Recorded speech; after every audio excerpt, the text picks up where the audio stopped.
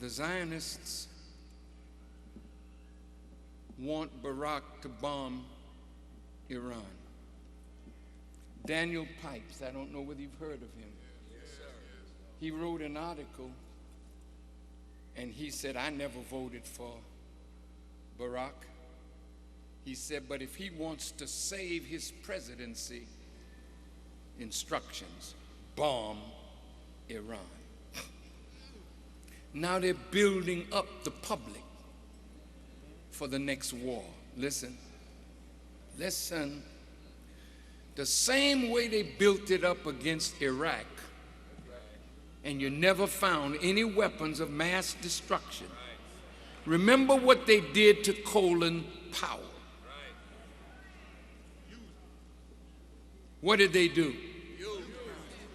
He got skewed intelligence. See how they use a black man?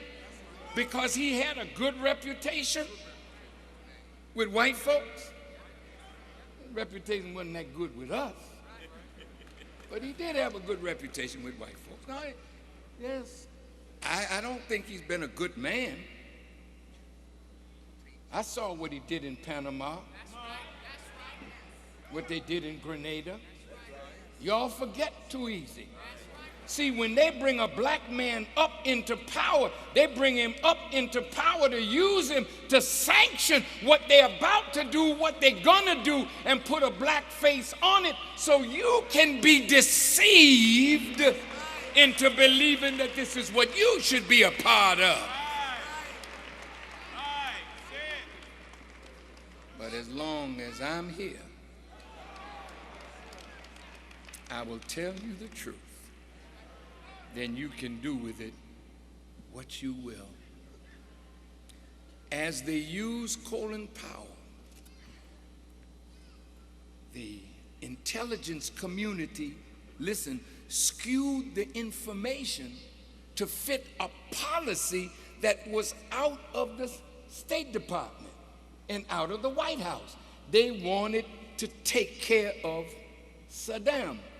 Now, next Sunday, I will show you, listen, the military maneuvers of this country all over the world. They are preparing for war.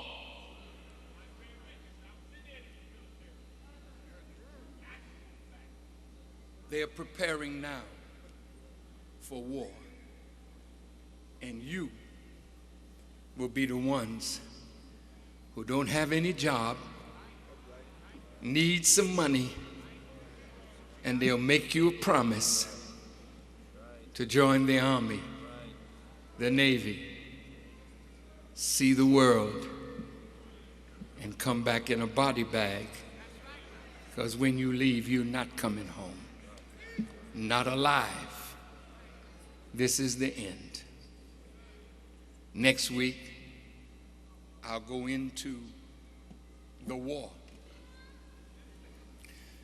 Just to close this point, they're getting ready to use Barack. And this is sad because he's dependent on any advice that he gets from the military. You notice how he upped the troops? The military don't like it if you're not going to have a heavy budget for the military. Check out what they spend for education, and check out what they spend for weapons. They're not interested in cultivating you. It's a war machine up there, and poor brother is in the midst of that. He's in trouble. And he needs our prayers. But here's the closing punch. 4 presidents were killed, starting with Abraham Lincoln, whom he loves. He went to Springfield to announce his run. He drove the route that President Lincoln drove. He admires Abraham Lincoln. But the international bankers have always wanted to take over the coining of the wealth of America. They were in America from the House of Rothschild. They use other names, the Illuminati, the this, the that, but it's the House of Rothschild. Rothschild was such a powerful person. He said he didn't care who made the laws as long as he controlled the wealth. And the House of Rothschild, they backed both sides in the Civil War. And Abraham Lincoln had the testicular fortitude to print up some money called the greenbacks. Now he was interfering with the international bankers. Yes, they killed him over, freeing the slave, but they already had a plan. Don't think that they freed you. Hell no. You know what they did? They bound you to the land after you were free in a slave thing. They call it sharecropping. And guess who made Goldman Sachs rich? Guess who made Lehman Brothers rich? Did you know that Lehman Brothers was a slave baron in Alabama? And he had so many slaves picking so much cotton that he was over all the cotton coming out of Alabama. And then when he made so much money, he then got into banking. Goldman Sachs was backed by Rothschild, the House of Rothschild. That's Rockefeller and the boys. And Farad Muhammad, when he was 6 years old, he saw himself pushing the Rockefellers, the DuPonts, the Rothschilds into a lake of fire. He gonna kill them all. Now I said it.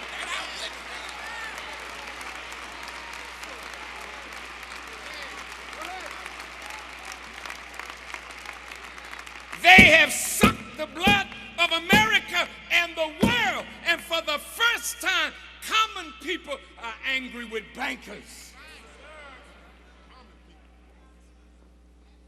Then there was McKinley. That's right.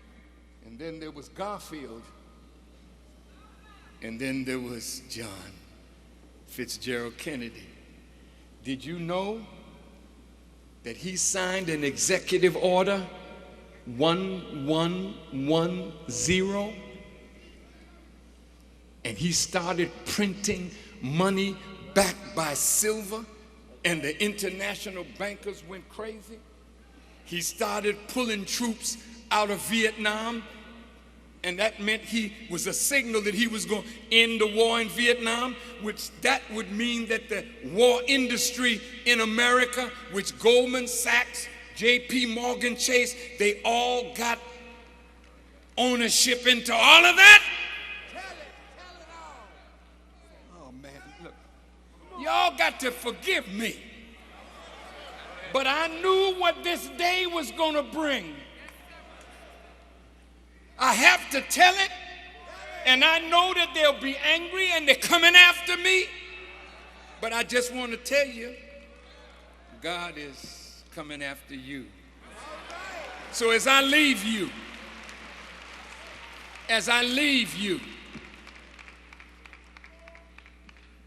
skewed information coming to Barack, and his pretty black face used to say something about war with Iran. And you,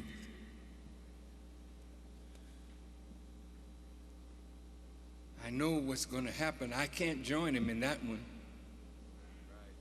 I can't back him in that. So I'm asking the president, will you sign an executive order like Franklin Delano Roosevelt did against Elijah Muhammad, to take him off the street because he couldn't stand his voice when America was prosecuting a war. I can't back you in a lie. I know what the real war is. Ain't got nothing to do with terrorism. That's the cover. Underneath that, it is a war against Islam. And anytime you want to live with God ruling your life and not them, they're angry with that. So, brother,